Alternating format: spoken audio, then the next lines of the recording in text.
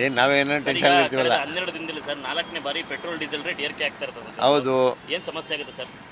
Sir, ಸಮಸ್ಯೆ ಅಂದರೆ ಪ್ರತಿಯೊಬ್ಬರಿಗೂ ಸಮಸ್ಯೆ ಅನ್ನೋದು ಇದ್ದೇ ಇರ್ತದೆ. ಸಮಸ್ಯೆ ಆಗೇ ಆಗುತ್ತೆ. ಎಲ್ಲನೂ ಇದ್ರ ಮೇಲೆ ಡಿಪೆಂಡ್ ಆಗಿರ್ತಾರೆ. ಯಾರೂ ಎಲ್ಲ ಕೆಲಸಕ್ಕೂ ಇದೇ ಅನಿವಾರ್ಯತೆ. ಹಾಗಾಗಿ ಕೊಡಲೇಬೇಕು, ಮಾಡಲೇಬೇಕು. ಜನಗಳು ಬೈಕೊಳ್ತಾ ಇರ್ತಾರೆ, ಮಾಡ್ತಾ ಇರ್ತಾರೆ. ಅಲ್ಲ, ಯುದ್ಧದ ಎಫೆಕ್ಟು ತೈಲ ಕಂಪ್ನಿಗಳು ಅದರ ನಷ್ಟನ ಜನಸಾಮಾನ್ಯ ಮೇಲೆ ವರ್ಷ ಕೆಲಸ ಮಾಡ್ತಾ ಇದೆ. ಹೌದು ಸರ್. ಯಾಕೆ ಅದು ಪ್ರತಿಯೊಬ್ಬರಿಗೂ ಗೊತ್ತಾಗಲ್ಲ. ಅವ್ರವರು ಅಳತೆಗೆ ಅವ್ರವ್ರು ಗೊತ್ತಾಗಿರ್ತದೆ ಅಷ್ಟೇ. ಈ ಪೆಟ್ರೋಲ್ ಡೀಸೆಲ್ ರೇಟ್ ಜಾಸ್ತಿ ಆಗೋದ್ರಿಂದ ಬೇರೆ ಎಫೆಕ್ಟ್ಗಳನ್ನ ಪ್ರತಿಯೊಂದು ಕಡೆಗೂ ಆಗುತ್ತೆ ಸರ್. ಒಂದು ರಾಷನ್ನಿಂದ ಹಿಡಿದು ಪ್ರತಿಯೊಂದು ಟ್ರಾನ್ಸ್ಪೋರ್ಟೇಷನ್ ಎಲ್ಲ ಥರದಲ್ಲೂ ಜಾಸ್ತಿ ಆಗುತ್ತೆ. ಅವಾಗ ಎಲ್ಲ ಮನುಷ್ಯರ ಮೇಲೆ, ಎಲ್ಲ ಜನಗಳ ಮೇಲೆ ಎಫೆಕ್ಟ್ ಆಗೋದು ಇದು.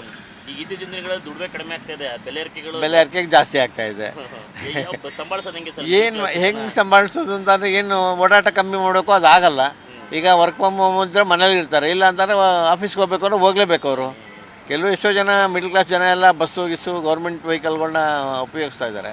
ಮೋದಿಯವರು ಕೂಡ ಅದನ್ನೇ ಹೇಳಿದ್ರು, ಪಬ್ಲಿಕ್ ಟ್ರಾನ್ಸ್ಪೋರ್ಟ್ ಯೂಸ್ ಮಾಡಿ ಪೆಟ್ರೋಲ್ ಡೀಸೆಲ್ ಏನೇ ಹೇಳ್ತಾರೆ ಅವರು ಅಲ್ಲಿ ಕೂತ್ಕೊಂಡು ಹೇಳೋದಕ್ಕೂ ಇಲ್ಲಿ ಮಾಡೋದಕ್ಕೂ ಭಾಳ ವ್ಯತ್ಯಾಸ ಇರ್ತದೆ. ಜನಸಾಮಾನ್ಯ ಮೇಲೆ ಖಂಡಿತ ಬೀಳುತ್ತೆ. ನಿಮ್ಮ ಹೆಸರು ಸರ್? ಸರ್, ವೇಣುಗೋಪಾಲ್ ಅಂತ. Thank you sir. ಈಗ ಕಳೆದ 4 ದಿನದಲ್ಲೇ ಪೆಟ್ರೋಲ್ ಡೀಸೆಲ್ ರೇಟ್ ನಿರಂತರವಾಗಿ ಏರಿಕೆ ಆಗ್ತಿದೆ. ಏನು ಸಮಸ್ಯೆ ಆಗುತ್ತೆ ಜನಗಳಿಗೆ? ಸಮಸ್ಯೆ ಕೂಲಿ ಮಾಡೋರು ನಾವು. ಹಿಂಗೆ ಆಗ್ಬಿಟ್ರೆ ಹೆಂಗೆ ಮಾಡೋದು ನಾವು? ಹಂಗೆ ಆಗ್ಕೋತದೆ. ಈಗ ಕೂಲಿನೂ ಕಮ್ಮಿ, ಪೆಟ್ರೋಲ್ ರೇಟ್ ಜಾಸ್ತಿ ಮಾಡಿದಾಗ ಈಗ ಸಮಸ್ಯೆ ಆಯ್ತದೆ. ಈಗ ಇತ್ತೀಚಿನ ದಿನಗಳಲ್ಲಿ ಯುದ್ಧ ಶುರು ಆದ್ಮೇಲೆ ಈ ಎಲ್ಲ ಬೆಲೆ ಏರಿಕೆಗಳು ಎಲ್ಲ ರೈಟು ಜಾಸ್ತಿ ಆಗದೆ. ಏನು ಮಾಡೋದು ಅನ್ನೋದು ಮಿಡಲ್ ಕ್ಲಾಸ್ ಜನ ಕಷ್ಟ ಆಯ್ತಾ ಇದೆ ಸರ್. ಈಗ ಯಾವ ಥರ ಸಮಸ್ಯೆಗಳಾಗುತ್ತೆ ಜೀವನ? ಏನು ಆಯ್ತದ ಅನ್ನೋದು ಗೊತ್ತಾಯ್ತಾ ಇಲ್ಲ. ಅಲ್ಲ, ಈಗ ಬೆಳೆ ಏರಿಕೆಯಿಂದಾಗಿ ಎಷ್ಟೆಲ್ಲ ಸಮಸ್ಯೆಗಳು ಅನುಭವಿಸ್ಬೇಕು ಜನ? ಫುಲ್ ಸಮಸ್ಯೆಗಳೆಲ್ಲ ಕಷ್ಟ ಆಯ್ತಾ ಇದೆ. ಈಗ ಜೀವನ ಮಾಡೋದೇ ಕಷ್ಟ ಆಗ್ಬಿಟ್ಟದ. ದುಡಿಮೆ ಕಡಿಮೆ, ಖರ್ಚು ಜಾಸ್ತಿ. ಏನು ಮಾಡೋಕ್ಕಾಯ್ತದ? ಒಂದು 600-700 ರೂಪಾಯಿ ದುಡಿತೀವಿ, 1000 ರೂಪಾಯಿ ಖರ್ಚಾಯ್ತಾ ಇದೆ. ಯಾರು ಕೊಡ್ತಾರೆ? ಯಾರೋ ಮಾಡ್ಬಿಟ್ಟು ಹೊರಟಾಯ್ತಾರೆ.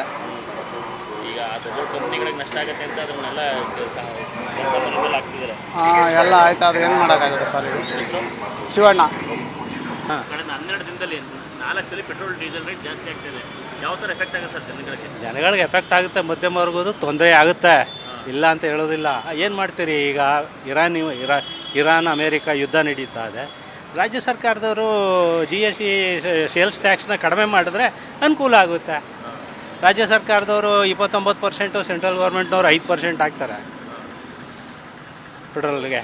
ರಾಜ್ಯ ಸರ್ಕಾರದವ್ರು 29% ಇರೋದನ್ನ 25% ಮಾಡಲಿ ಬಿಡಿ, ಒಳ್ಳೆಯದಾಗುತ್ತೆ, ರೈತರಿಗೆಲ್ಲ ಅನುಕೂಲ ಆಗುತ್ತೆ. ಈಗ ಪೆಟ್ರೋಲ್ ಡೀಸೆಲ್ ರೇಟ್ ಜಾಸ್ತಿ ಆಗೋದ್ರ ಜೊತೆಗೆ ಬೇರೆ ವಸ್ತುಗಳ ಮೇಲೆ ಎಲ್ಲದ್ಮೇಲೂ ಪ್ರತಿಕೂಲ ಪರಿಣಾಮ ಬೀರುತ್ತೆ.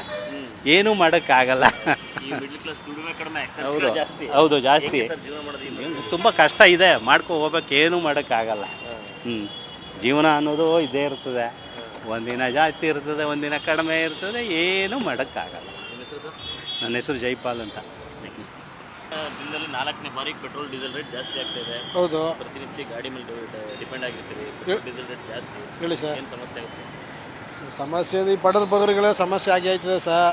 ಈ ದುಡ್ಡು ಕಾಸು ಮಡಗಿರುವಂಥವ್ರಿಗೆ ಸರಿ, ಇವೆಲ್ಲ ಜಾಸ್ತಿ ಆದರೆ ಗೊತ್ತಾಗಲ್ಲ.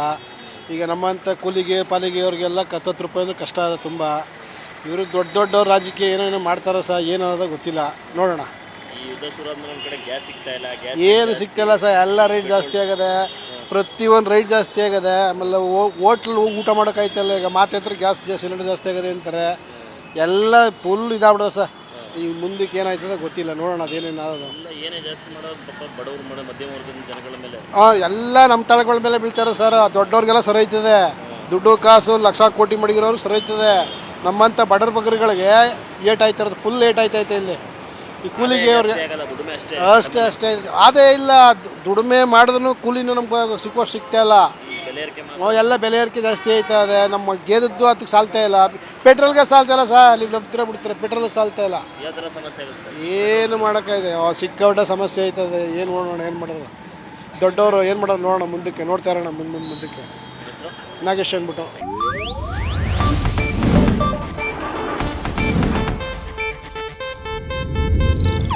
ಇದು ಏಷ್ಯಾನೆಟ್ ನ್ಯೂಸ್ ನೆಟ್ವರ್ಕ್ ಪ್ರಸ್ತುತಿ.